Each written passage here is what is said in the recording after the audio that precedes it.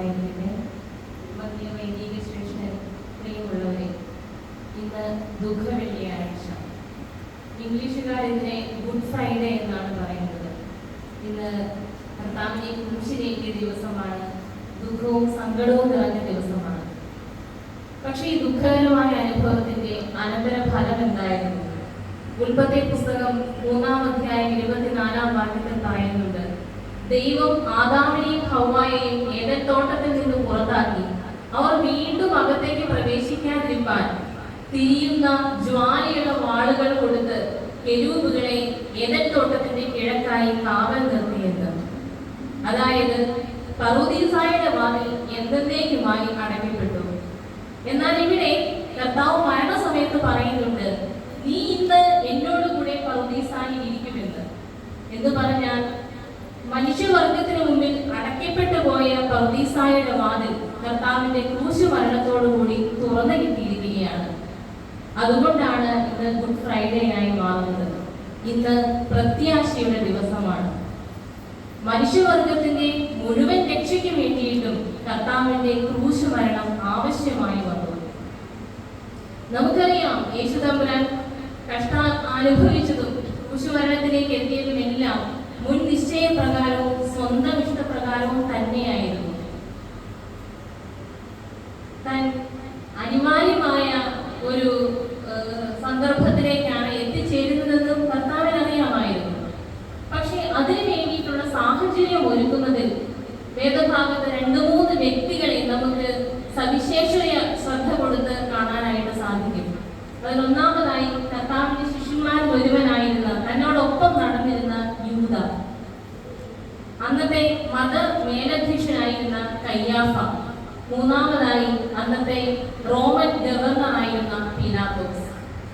ഈ 3 ആളുകൾക്കും കർത്താവിന്റെ ക്രൂശ് മരണത്തിലേക്ക് എത്തിക്കുവാനായി ചില കാരണങ്ങൾ നമുക്ക് കണ്ടെത്തുവാനായിട്ട് സാധിക്കും. യൂദായെ പറ്റി പറയുകയാണെങ്കിൽ, യൂദ എന്ന വാക്കിനർത്ഥം ദൈവത്തിന് സ്തുതി എന്നാണ്. മാതാപിതാക്കന്മാരുടെ സങ്കല്പത്തിനൊത്തു വളരാനുള്ള എല്ലാ സാഹചര്യവും കിട്ടിയിരുന്നിട്ടും അതിനകത്ത് ഉയരാതെ പോയ ഒരു വ്യക്തിയായിരുന്നു യൂദ. ഏകദേശം 3.5 വർഷക്കാലം കർത്താവിനോടൊപ്പം സ്വന്തം സഹചാരിയായിരുന്നു. എല്ലാ നന്മ പ്രവൃത്തികളും നേരിട്ട് കണ്ട് അറിഞ്ഞയാളാണ് യൂദ. തിരുവത്താഴ സമയത്ത് കർത്താവിന്റെ വലത്തുഭാഗത്തിരിക്കുന്നത് പ്രിയ ശിഷ്യൻ യോഹന്നാനും ഇടത്തിരിക്കുന്നത് യൂദായുമാണ്. അപ്പോൾ വലത്തുഭാഗത്തിരിക്കുന്ന യോഹന്നാൻ തല ചായ്ച്ചിരിക്കുന്നത് കർത്താവിന്റെ മാറിലേക്കും, യേശുതമ്പുരാൻ തല ചായ്ച്ചിരിക്കുന്നത് തന്റെ ഇടത്തു ഭാഗത്തിരിക്കുന്ന യൂദായുടെ മാറിലേക്കുമാണ്. അതുപോലെ അപ്പം കുത്തിക്കൊടുക്കുന്നതും യൂദായ്ക്കാണ്. ആ സമയത്ത് കർത്താവ് തന്നെ ഒറ്റ കൊടുക്കാനിരിക്കുന്നയാള് യൂദയാണെന്ന് കൃത്യമായ ധാരണയും ആ സമയത്ത് കർത്താവിനുണ്ട്. യോഹന്നാൻ എഴുതിയിട്ടുണ്ട്, ഇവൻ കള്ളനും, യൂദ ഒരു കള്ളനും പൊതു പണസഞ്ചിയിൽ നിന്ന് പണം മോഷ്ടിക്കുന്ന ഒരുത്തനുമാണ്, അത്തരം സ്വഭാവക്കാരനായിരുന്നുവെന്ന് യോഹന്നാൻ എഴുതിയിട്ടുണ്ട്. പക്ഷേ യൂദ ഏതവസ്ഥയിലാണോ സ്ഥിതി ചെയ്യുന്നത്, അവന്റെ മാനസിക നില എന്താണോ അതനുസരിച്ച് തന്നെയാണ് കർത്താവ് അവനെ ശിഷ്യനായി തെരഞ്ഞെടുത്തതും സ്നേഹിച്ച് കൂടെ നിർത്തിയതും. എന്നിട്ട് അപ്പസ്തലന്മാരുടെ പണസഞ്ചി സൂക്ഷിക്കുവാനുള്ള കാവലായി ഏൽപ്പിച്ചത് യൂദായ്ക്കാണ്. സാധാരണ അധ്യാപകരൊക്കെ ചെയ്യുന്ന ഒരു വേലയാണത്. ക്ലാസ്സിൽ കുറച്ച് കുസൃതിക്കാരനോ അല്ലെങ്കിൽ ഹോംവർക്ക് കൃത്യമായിട്ട് ചെയ്യാതെയോ വരുന്നൊരു കുട്ടി ഉണ്ടെങ്കിൽ നമ്മൾ ആ കുട്ടിയെ ലീഡറാക്കും, അല്ലെങ്കിൽ മോണിറ്ററാക്കി മാറ്റും, മറ്റു കുട്ടികൾ നന്നായി ചെയ്യുന്നുണ്ടോ എന്ന് നോക്കാൻ. അപ്പോൾ സ്വാഭാവികമായിട്ടും അവരും കുറച്ച് ഉത്തരവാദിത്തം വന്ന് അവരൊരു മിടുക്കനായിട്ട് മാറും. എന്നാൽ സ്വന്തം ജീവിതത്തെ ക്രമപ്പെടുത്തുവാൻ വേണ്ടി കർത്താവ് നീട്ടിക്കൊടുത്ത ഈ അവസരത്തെ യൂദ ഉപയോഗിക്കുന്നില്ല. ഇവൻ പണസഞ്ചിയിൽ നിന്ന് പണം മോഷ്ടിക്കുന്ന സ്വഭാവക്കാരൻ എന്ന് പറഞ്ഞാൽ അവനൊരു സ്വഭാവ വൈകല്യമുള്ളവനായിരുന്നു. അല്ലാതെ കർത്താവിന്റെ ക്രൂശ് മരണത്തിന് മനുഷ്യകരങ്ങൾ ആവശ്യമായിരുന്നു എന്നതുകൊണ്ട് യൂദ ഒറ്റിക്കൊടുക്കുവാൻ വേണ്ടി ജനിച്ചവനായിരുന്നു എന്ന് അർത്ഥമില്ല. അദ്ദേഹവും അപ്പോസ്തലന്മാരിൽ ഒരുവനായിരുന്നു. സ്വർഗരാജ്യത്തിന് അവകാശിയായിട്ടുള്ള വ്യക്തിയായിരുന്നു. പക്ഷേ തന്റെ കാശിനോടുള്ള ആർത്തി കാരണം പണം മോഷ്ടിച്ചു തിരിച്ച 30 വെള്ളിക്കാശ് തിരികെ വെക്കേണ്ട അത്യാവശ്യം യൂദായ്ക്കുണ്ടായിരുന്നു. ഏത് വിധേനയും ആ പണം സമ്പാദിക്കുവാനാണ് യൂദ പിന്നീട് പരിശ്രമിച്ചത്. അപ്പൊ നമുക്ക് എന്തെല്ലാം മാർഗങ്ങളുണ്ട് പണം സമ്പാദിക്കാനായിട്ട്. എന്തുകൊണ്ട് സ്വന്തം ഗുരുവിനെ ഒറ്റിക്കൊടുത്തു എന്ന് വേദപുസ്തകത്തിൽ യൂദായെ പ്രേരിപ്പിച്ചതായിട്ട് കാണുന്ന കുറച്ച് ഘടകങ്ങളുണ്ട്. ഒന്നാമതായി, അന്ന് യഹൂദിയെ ഭരിച്ചിരുന്നത് റോമൻ ഗവൺമെന്റ് ആണ്. നമുക്കറിയാം, വിദേശാധിപത്യത്തിന് കീഴിൽ നമ്മൾ ജീവിക്കുമ്പോൾ ഉണ്ടാകുന്ന ബുദ്ധിമുട്ടുകൾ എന്താണ്? ബ്രിട്ടീഷ് സാമ്രാജ്യത്തിന് കീഴിൽ ജീവിച്ച ഇന്ത്യക്കാരാണ് നമ്മൾ. അപ്പോൾ വിദേശാധിപത്യത്തിൽ നിന്നും സ്വാതന്ത്ര്യം നേടാൻ അന്നത്തെ ഓരോ യഹൂദനും ആഗ്രഹിച്ചിരുന്നു. അന്ന് ഒരു കൂട്ടം ചെറുപ്പക്കാർ അതിനുവേണ്ടി സജീവമായി പ്രവർത്തിച്ചിരുന്നവരുമാണ്. ആ കൂട്ടത്തിൽപ്പെട്ട ഒരാളായിരുന്നു യൂദ. യൂദ ഇസ്കരിയോത്താവ്. ഇസ്കരിയോത്താവ് എന്ന വാക്കിനർത്ഥം കഠാരധാരി എന്നാണ്. അപ്പോ യേശുദാന്റെ വിപ്ലവകരമായ പ്രസംഗങ്ങൾ കേട്ടപ്പോൾ ഇദ്ദേഹമാണ് തങ്ങളെ റോമൻ ആധിപത്യത്തിൽ നിന്നും സ്വതന്ത്രരാക്കുവാൻ വന്നയാണ് എന്ന് യൂദ തെറ്റിദ്ധരിച്ചു. അപ്പോൾ പിന്നീട് കർത്താവിന്റെ പ്രസംഗത്തിൽ അദ്ദേഹം കേട്ടു, എന്റെ രാജ്യം ഐഹികമല്ല എന്ന്. അപ്പോൾ യൂദയ്ക്ക് ഒരു നിരാശാബോധമാണ് ഉണ്ടായത്. തങ്ങളുടെ രാജ്യത്തെ വിദേശ ആധിപത്യം അല്ലെങ്കിൽ റോമൻ സാമ്രാജ്യത്തിൽ നിന്ന് രക്ഷിക്കുമെന്ന് കരുതിയാൽ പിന്നീട് പറയുകയാണ് എന്റെ രാജ്യം ഐഹികമല്ല എന്ന്. ചിലപ്പോൾ അതിൽ നിന്നുണ്ടായ നിരാശാബോധമായിരിക്കാം ഒറ്റുകൊടുക്കാനായിട്ട് യൂദായെ പ്രേരിപ്പിച്ചത്. മറ്റൊരു കാര്യം, യേശുവിന്റെ ശിഷ്യന്മാരിൽ ഗലീലയ്ക്ക് പുറത്തു നിന്നുള്ള ഒരേ ഒരു ശിഷ്യൻ യൂദയായിരുന്നു. യൂദ യഹൂദിയിൽ നിന്നുള്ളയാളായിരുന്നു. കാര്യം യഹൂദ്യ, ഗലീല ഇതൊക്കെ അടുത്തുള്ള പ്രദേശങ്ങളാണെങ്കിൽ പോലും പ്രാദേശികമായ ചില വ്യത്യാസങ്ങൾ അതിലുണ്ട്. ഭാഷ, അല്ലെങ്കിൽ ഭക്ഷണം, പെരുമാറ്റം, ഇതിലെല്ലാം കുറച്ച് വ്യത്യാസം ഉണ്ടായിരുന്നു. അപ്പോ മറ്റ് ശിഷ്യന്മാരുടെ ഇടയിൽ യൂദായ്ക്ക് ചിലപ്പോൾ ഒറ്റപ്പെടൽ തോന്നിയിരിക്കാം. മാത്രമല്ല, പത്രോസ്, യാക്കോബ്, യോഹന്നാൻ ഇവർ 3 പേരുമാണ് യേശുവിന്റെ ഏറ്റവും അടുത്ത ശിഷ്യന്മാരായിട്ട് കണക്കാക്കപ്പെട്ടിരുന്നത്. അവരോടാണ് യേശു കൂടുതൽ കാര്യങ്ങളും അടുത്ത് ഇടപഴകിയിരുന്നത്. ചിലപ്പോൾ അവരോടുള്ള ഒരു അസൂയയും ആകാം യൂദായെ ഇതിന് പ്രേരിപ്പിച്ചത്. ഏറ്റവും പ്രധാനമായിട്ട് കാണുന്ന മറ്റൊരു കാര്യമുണ്ട്. കാരണം ഇത്രയും കാലം യേശുവിനോടൊപ്പം നടന്നയാളാണ് യൂദ. തന്റെ എല്ലാ അത്ഭുത പ്രവൃത്തികളും നേരിട്ട് കണ്ടയാളാണ്. അപ്പോ തനിക്ക് 30 വെള്ളിക്കാശിന്റെ ആവശ്യം വളരെ വലുതാണ്. ഗുരുവിനെ ഒന്ന് കാണിച്ചു കൊടുത്താൽ 30 വെള്ളിക്കാശ് കിട്ടുമെങ്കിൽ പ്രത്യേകിച്ച് അതുകൊണ്ട് ദോഷമൊന്നും ഉണ്ടാകുമെന്ന് യൂദ ചിന്തിച്ചിട്ടുണ്ടാവില്ല. കാരണം ഏത് പ്രതിസന്ധിയിലും സ്വന്തം ജീവനെ രക്ഷിക്കുവാനുള്ള കഴിവ്, അത്രയ്ക്ക് അമാനുഷിക ശക്തി തന്റെ ഗുരുവിനുണ്ടെന്ന് തിരിച്ചറിഞ്ഞയാളാണ് യൂദ. പെട്ടെന്ന് ഒരുപാട് ആളുകൾ അദ്ദേഹത്തിന്റെ ചുറ്റും കൂടി അദ്ദേഹത്തെ രാജാവാക്കാൻ ശ്രമിച്ചപ്പോൾ പെട്ടെന്ന് അപ്രത്യക്ഷനായി മലയുടെ മുകളിൽ കണ്ടയാളെയാണ് യേശു. അപ്പോ ഒരു പ്രതിസന്ധി ഘട്ടം വന്നാൽ സ്വന്തം ജീവനെ കൊടുക്കാനുള്ള അതിലേക്ക് എത്തപ്പെടാതെ അതിനു മുമ്പ് രക്ഷപ്പെടാൻ യൂദാക്ക് കഴിയുമായിരുന്നു എന്ന് യേശുദാന് കഴിയുമെന്ന് യൂദ വിചാരിച്ചിരിക്കാം. പക്ഷേ ഇതൊന്നും അല്ല നടന്നത്. കർത്താവിനെ ഒറ്റുകൊടുത്തു, അല്ലെങ്കിൽ കർത്താവിനെ കാണിച്ചു കൊടുത്തതിന് ശേഷം ക്രൂശവിസ്താരത്തിലേക്കും മരണത്തിലേക്കുമാണ് തന്റെ ഗുരു പോകുന്നതെന്ന് അറിഞ്ഞപ്പോൾ അത് തിരിച്ചറിഞ്ഞ നിമിഷം യൂദായ്ക്ക് അത് വലിയ നിരാശയാണ് ഉണ്ടാക്കിയത്. അതുകൊണ്ടാണ് തനിക്ക് കിട്ടിയ പ്രതിഫലമായ 30 വെള്ളിക്കാശ് ദേവാലയത്തിലേക്ക് വലിച്ചെറിഞ്ഞിട്ട് അദ്ദേഹം കെട്ടിത്തൂങ്ങി മരിച്ചത്. ഒരു സമയത്തെ, ഒരു നിമിഷത്തെ വിഭവം കൊണ്ടല്ല യൂദ ഇത് ചെയ്തത്. വിലപേശി തന്നെയാണ് നമ്മൾ സ്നേഹത്തിന്റെ അടയാളമായ ചുംബനം കൊണ്ട് തന്റെ ഗുരുവിനെ ഒറ്റുകൊടുത്തത്. ഒരു കാരണം കൊണ്ട് നമുക്ക് യൂദായുടെ ഈ പ്രവൃത്തിയെ ന്യായീകരിക്കുവാനും സാധിക്കുകയില്ല. എപ്പോഴും പാപം തുടങ്ങുന്നത് ചെറിയ പ്രവൃത്തിയിലൂടെയായിരിക്കും. പിന്നീട് അത് അനിയന്ത്രിതമായി വളർന്ന് വലിയ നാശം വിതയ്ക്കും. അതുപോലുള്ളൊരു പതനം തന്നെയായിരുന്നു യൂദായുടേത്. രണ്ടാമത്, അന്നത്തെ മത മേലധ്യക്ഷനായിരുന്ന ഹന്നാവുമുണ്ട്, കയ്യാഫായുമുണ്ട്. അന്ന് ഏകദേശം നമ്മൾ പഠിക്കുമ്പോൾ അല്ലെങ്കിൽ കർത്താവിന്റെ പരസ്യ ശുശ്രൂഷ സമയത്ത് അവിടുത്തെ മത മേലധ്യക്ഷൻ കയ്യാഫായായിരുന്നു. കയ്യാഫായോടൊപ്പം തന്നെ നമ്മൾ കേട്ടിട്ടുള്ള ഒരു പേരാണ് ഹന്നാവിൻ്റെത്. അദ്ദേഹം ഏകദേശം 20 വർഷങ്ങൾക്ക് മുമ്പ് അവിടുത്തെ മേലധ്യക്ഷനായിരുന്നു. ആ സമയത്ത് സന്നിധിയും സംഘത്തിന്റെ അധ്യക്ഷനായിരുന്നു കയ്യാഫ എന്ന് പറയുന്നയാൾ.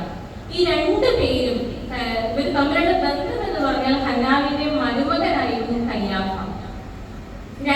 രണ്ടുപേരും അധികാരമോഹികളും സ്വാർത്ഥ തൽപരും തന്നെയായിരുന്നു.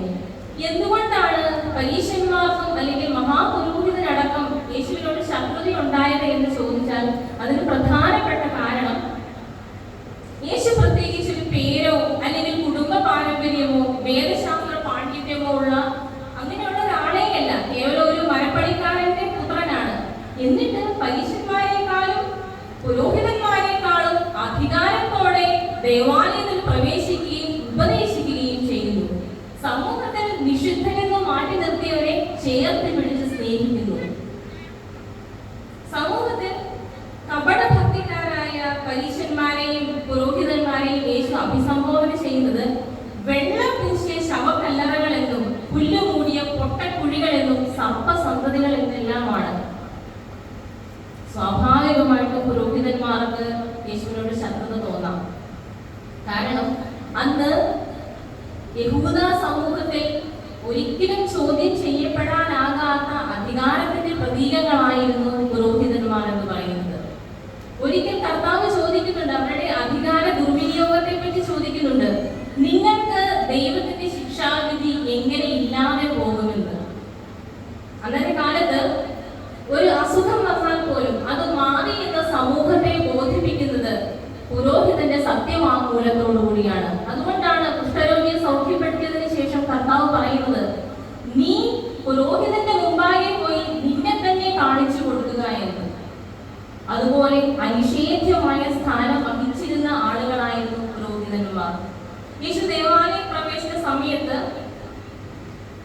അവിടെ ഉണ്ടായിരുന്ന പൊൻപാണിപ്പക്കാരുടെ മേശകളെയും പ്രാവുകളെയും വിൽക്കുന്നവരുടെ പീഠങ്ങളെല്ലാം മറിച്ചു കളഞ്ഞിട്ട് പറയുന്നത്, എന്റെ ആലയം ദൈവത്തിന്റെ ആലയം എന്നറിയപ്പെടുമെന്ന് ആണ്, നിങ്ങളോ അതിനെ കള്ളന്മാരുടെ ഗുഹയാക്കി തീർത്തിരിക്കുന്നു എന്നാണ്. കച്ചവടക്കാർ എന്ന് പോലുമല്ല പറഞ്ഞിരിക്കുന്നത്, കള്ളന്മാർ എന്ന് തന്നെയാണ് പറഞ്ഞിരിക്കുന്നത്. ഇതെല്ലാം ദിവസേന കർത്താവിനോടുള്ള ശത്രുത വർദ്ധിക്കുവാനായിട്ട് കാരണമായി. ഈ സന്ദർഭത്തിലാണ് കേവലം 30 വെള്ളിക്കാശ് ഉണ്ടാക്കുവാനായിട്ട് യൂദ പരക്കം പാഞ്ഞ് നടക്കുന്നത്. അങ്ങനെയാണ് പരീശന്മാരുടെയും പുരോഹിതന്മാരുടെ അടുക്കലേക്ക് യൂദ എത്തപ്പെടുന്നത്. മൂന്നാമതായി ഇവിടെ കർത്താവിനെ കുരിശിലേറ്റാൻ സ്ഥാനം വഹിച്ച ഒരാളാണ് അന്നത്തെ റോമൻ ഗവർണർ പീലാത്തോസ്.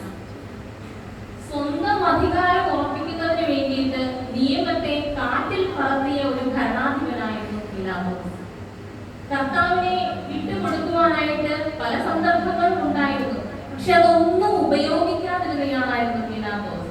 കാരണം അദ്ദേഹത്തിന്റെ ഭാര്യ ഒരു കുറുക്ക് കൊടുത്തയക്കുന്നുണ്ട്, ഈ നീതിമാന്റെ കാര്യത്തിൽ ഇടപെടരുത് എന്ന് പറഞ്ഞിട്ട് ആ കുറിപ്പ് വാങ്ങി ക്രിയാത്മകമായി പ്രവർത്തിച്ച് വേണമെങ്കിൽ കർത്താവിനെ വിട്ടയക്കാമായിരുന്നു.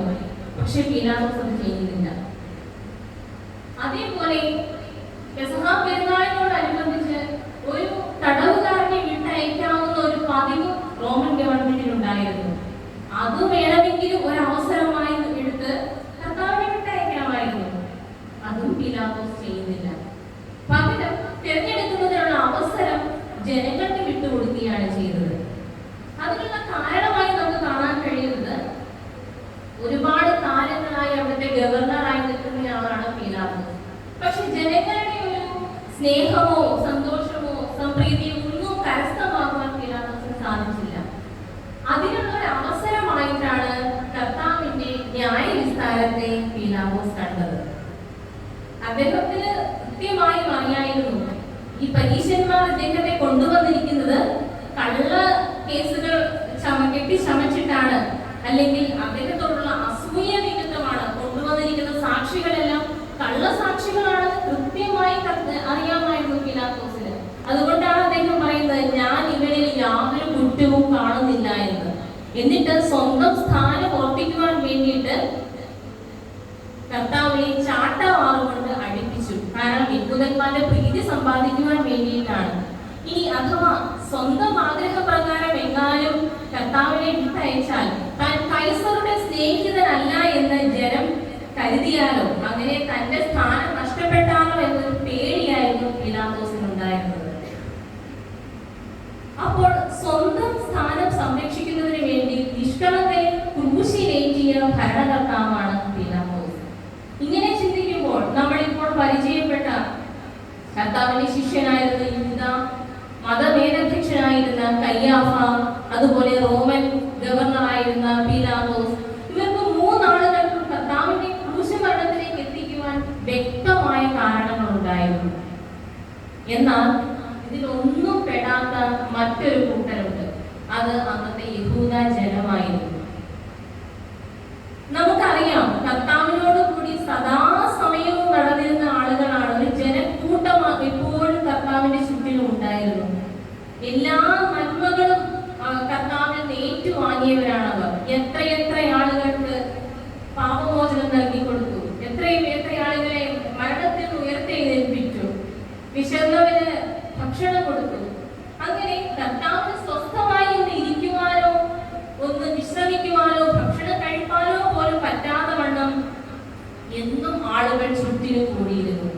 ഈ ആളുകളെ വിശ്വസിച്ചാണ് പീലാത്തോസ് ചോദിച്ചത്, ഞാൻ ആരെ വിട്ടു നൽകണം, ബറാബാസിനെയോ അതോ യേശുവിനെയോ? അപ്പോൾ ജനം ഉച്ചത്തിൽ പറയുകയാണ്, ബറാബാസിനെ വിട്ടു തരിക.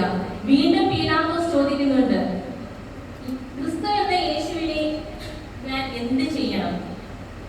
അപ്പൊ ജനം പറയുകയാണ്, ബറാബാസിനെ ഞങ്ങൾക്ക് വിട്ടുതരിക, യേശുവിനെ ക്രൂശിക്കുക ക്രൂശിക്കുക എന്നവർ അത്യുച്ചത്തിൽ നിലവിളിച്ചു പറഞ്ഞു.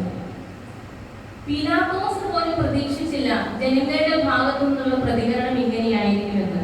കാരണം അതിൽ ഒരുവനെങ്കിലും യേശുദമ്പരാനെ വിട്ടുതരിക, പകരം ബറാബാസിനെ ക്രൂശിലേറ്റുക എന്ന് പറഞ്ഞാൽ പീലാത്തോസിന് സ്വന്തം സ്ഥാനം നഷ്ടപ്പെടാതെ ജനഹിതമനുസരിച്ച് കർത്താവിനെ സ്വതന്ത്രനാക്കാമായിരുന്നു. തന്റെ സ്ഥാനം പോകുമെന്ന് ഭയവും അദ്ദേഹത്തിന് ഉണ്ടാകില്ലായിരുന്നു. പക്ഷെ ഇതേ ജനം തന്നെയാണ് കർത്താവിനെ ക്രൂശിക്കുക എന്ന് അത്യുച്ചത്തിൽ വിളിച്ചു പറഞ്ഞത്. അപ്പോൾ നമ്മൾ ഇത് പരിശോധിക്കുകയാണെങ്കിൽ യൂദയെക്കാളും അല്ലെങ്കിൽ പീലാത്തോസിനേക്കാളും കയ്യാഫയെക്കാളും കർത്താവിനെ മരണത്തിന് ഏൽപ്പിച്ചു കൊടുത്തത് അന്നത്തെ യഹൂദ ജനം തന്നെയാണ്. കർത്താവിന്റെ സകല നന്മകളും കൈപ്പറ്റിയ ശേഷം അതെല്ലാം മറന്ന് വെറും കാഴ്ചക്കാരായി മാറിയ സമൂഹമായിരുന്നു അന്നവിടെ ഉണ്ടായിരുന്നത്. സർവ്വപീഡയും സഹിച്ച് കുരിശിൽ ചുമന്നുകൊണ്ടു പോകുന്ന കർത്താവിനെ ഒരു ഘോഷയാത്ര കാണുന്ന ലാഘവത്തോടു കൂടി കർത്താവിനെ നോക്കിക്കാണുവാൻ അന്നത്തെ ജനത്തിന് സാധിച്ചു. കാര്യം നമുക്കറിയാം, അനിവാര്യമായ ഇതിനു മുൻപ് അറിയാവുന്ന ഒരു കാര്യത്തിലേക്കാണ് കർത്താവ് നടക്കുന്നത് അദ്ദേഹത്തിന് അറിയാമായിരുന്നുവെങ്കിലും ശിഷ്യന്മാർ അടക്കമുള്ളവരുടെ ഭാഗത്തു നിന്നുണ്ടാകുന്ന പ്രതികരണം കർത്താവിനെ ശരിക്കും വിഷമത്തിലാക്കുന്നുണ്ട്. നമുക്ക് കാണാൻ സാധിക്കും, ഗത്സമന തോട്ടത്തിൽ പ്രാർത്ഥനയ്ക്ക് പോയ കർത്താവ് പലവട്ടം തിരികെ വന്ന് നോക്കുമ്പോൾ ഉറങ്ങിക്കിടക്കുന്ന ശിഷ്യന്മാരെയാണ് കാണുന്നത്. അപ്പോൾ കർത്താവ് ചോദിക്കുന്നുണ്ട്, നിങ്ങൾക്ക് ഒരു നാഴിക നേരമെങ്കിലും എന്നോടൊപ്പം ഉണർന്നിരിക്കുവാൻ സാധിക്കില്ലേ എന്ന്. അപ്പോൾ ശരിക്കും ചിന്തിച്ചാൽ അന്നത്തെ യഹൂദ സമൂഹത്തിൽ നിന്നും ഒട്ടും വിഭിന്നരല്ല ഇന്നത്തെ ഈ സമൂഹവും. നമ്മുടെ ചുറ്റും നടക്കുന്ന അനീതിയും അന്യായങ്ങളും എല്ലാം നിസ്സംഗതയോടെ നോക്കിക്കാണുകയാണ് നമ്മൾ. എന്നൊരു പ്രശ്നം നമ്മെ ബാധിക്കുന്നുവോ അന്ന് മാത്രമാണ് നമ്മൾ പ്രബുദ്ധരാകുക. നിസ്സംഗത ഒരു പാപമായി കാണുവാൻ നമ്മൾ പഠിക്കണം.